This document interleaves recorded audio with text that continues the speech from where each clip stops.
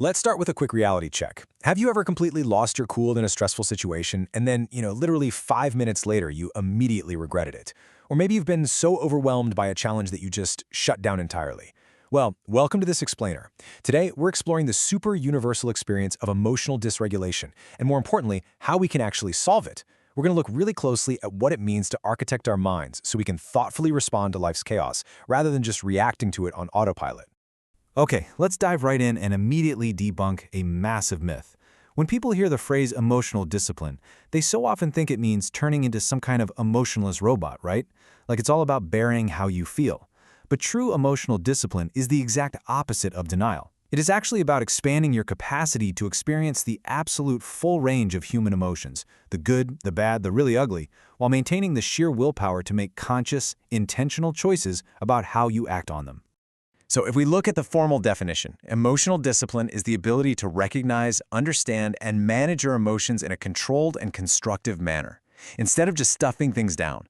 The reality is that emotional discipline is a deeply empowering tool. It's the bedrock that builds psychological resilience when you're facing adversity. Think of it as the ultimate foundation for better decision-making. It safeguards your mental well-being, and it dramatically improves the quality of your relationships. Seriously, when you have this skill, you are firmly in the driver's seat. To build this skill, we are going to cover 5 key areas today. First, what is emotional discipline? Second, the 5 core components. Third, the resilience cycle. Fourth, the emotional toolkit. And finally, number 5, discipline across life stages. All right, moving into section 1, what is emotional discipline? Moving beyond suppression. Let's quickly contrast a reactive state with a disciplined one. When we get overwhelmed, our default mechanism is almost always suppression. Swallowing our anger or hiding our sadness, just hoping it magically fades away. But the discipline solution completely flips the script. It shifts us from emotional avoidance over to healthy expression and grounding techniques. You actually learn to face those tough emotions gradually and with a whole lot of self-compassion. Okay, section 2, the 5 core components, the anatomy of a disciplined mind. If you really want to build this mental architecture, these 5 pillars are your load-bearing walls. They function as one unified system. First, you resist immediate gratification through impulse control. Then, you conduct honest, totally judgment-free self-assessment through self-awareness. You build the strength to bounce back through resilience. And finally, you take total ownership of your responses via emotional maturity and emotional regulation. Diving a bit deeper into emotional regulation here. The goal is to identify your triggers and actively choose your responses rather than just reacting blindly. You really have to become a thermostat rather than a thermometer. Think about it. A thermometer passively spikes when things get heated in the room. But a thermostat reads the environment and actively modulates the climate. That's what we're aiming for.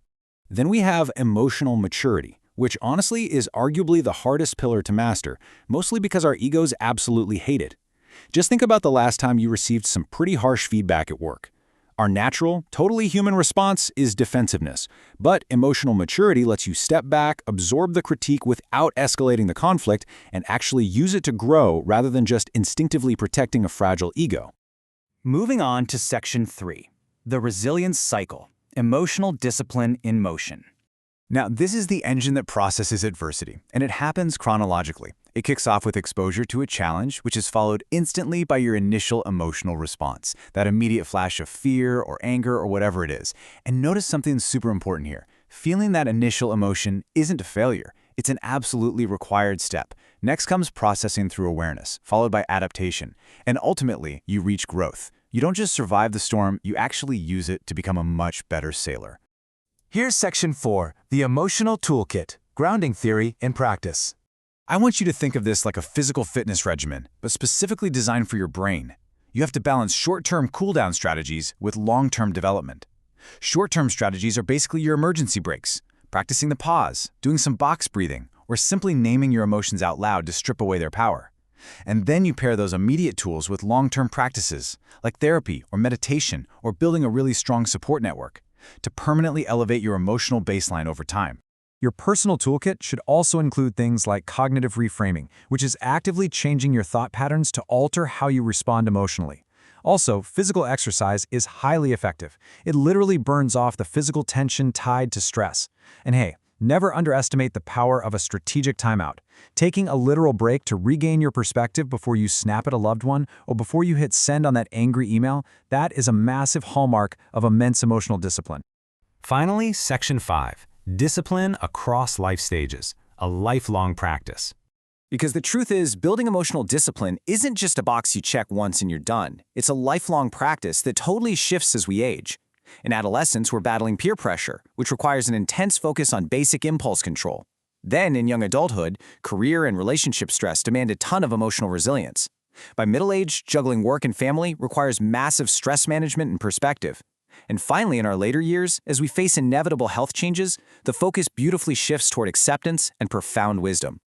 At the end of the day, emotional discipline is the ultimate cornerstone of psychological health. It prevents conflicts from escalating, it enables incredibly effective leadership, and it builds unshakable, rock-solid confidence. So, armed with this mental architecture, my question to you is this. Knowing that you have the power to consciously choose your response, how are you going to respond to your next big challenge? Thank you so much for joining me for this explainer, and I really challenge you to start building that emotional muscle today.